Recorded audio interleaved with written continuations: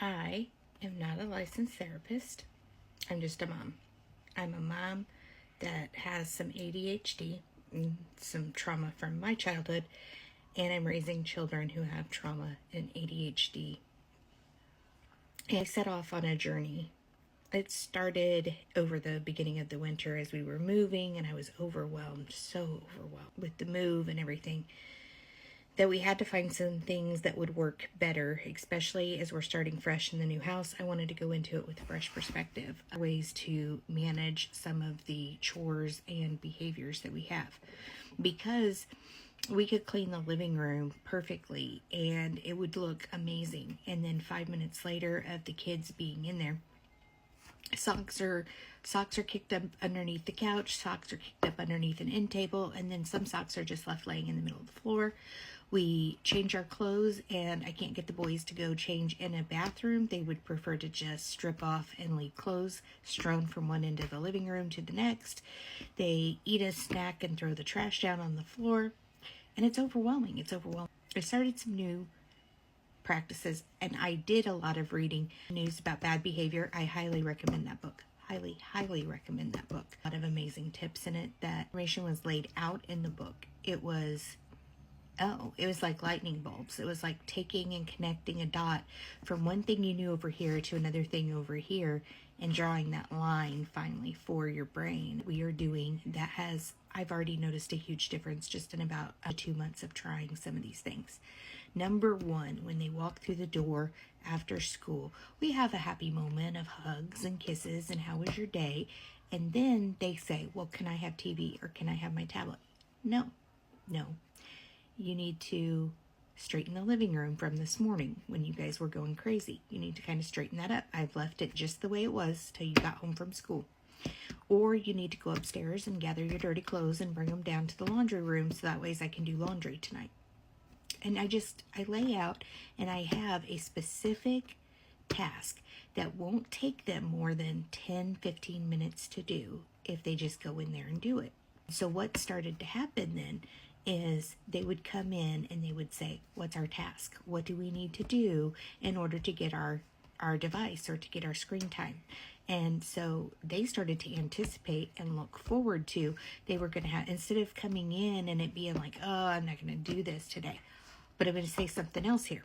And this is important, especially if you're a parent who's also struggling with some things like ADHD yourself, because I'm bad about this, okay?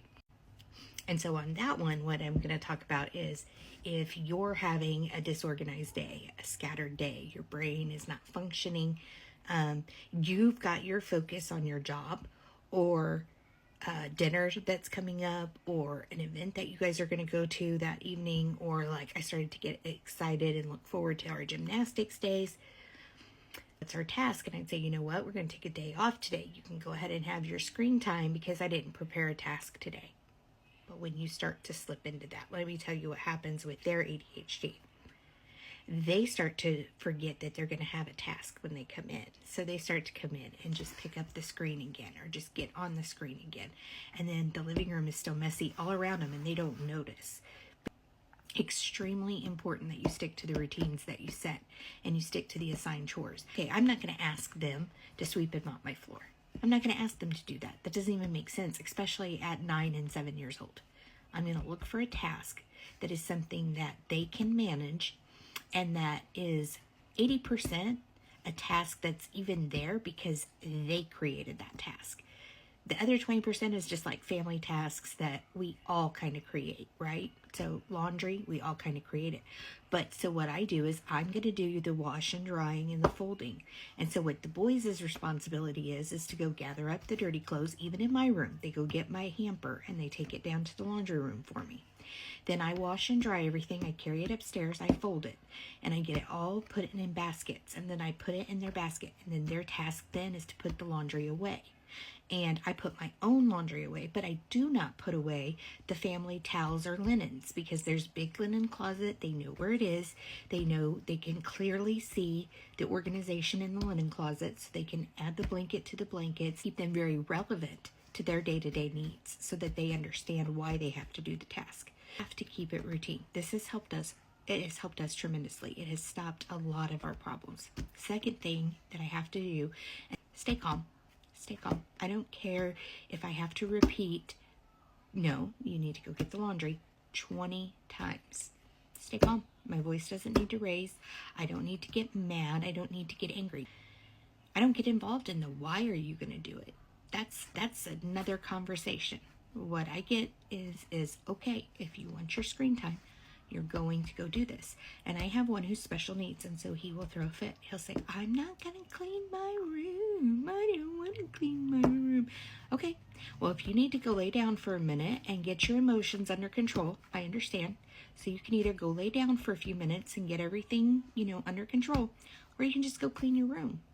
And 9 times out of 10, he goes and cleans his room. 1 time out of 10, 2 times out of 10, he might put himself in bed and lay down for a little while and fall asleep, because what is really going on is his system is just tired after the long school day. I know that a lot of his tantrums are that. So why are we getting upset anyways? If they're ignoring the task, why are we getting upset? Don't get upset. Don't engage. Just turn off the device. Okay, well, you say I can't turn off their tablet, but you can turn off the Wi-Fi to their tablet. You can render that tablet useless. So instead of engaging in the battle, then when they throw the fit because you turned off the Wi-Fi, because they will throw a fit, disengage. Say, you know what? I don't know, but I bet if you do that task, you'll find that the tablet works again. Stay calm. And one thing I have noticed is the calmer I am, the more apt they are to just respond. Because the minute that I start to get emotional or my emotions get involved, I start to lose. Because that's me engaging. Even without engaging, that is me engaging. They see my anxiety going off. They see my mood elevate. Immediately, I'm starting to lose the battle. So staying calm is huge. But again, good news about bad behavior, and I'll share some other tips, because I'm not anything except just another mom out here struggling, and these are the things that are helping in my house. So I thought I'd share.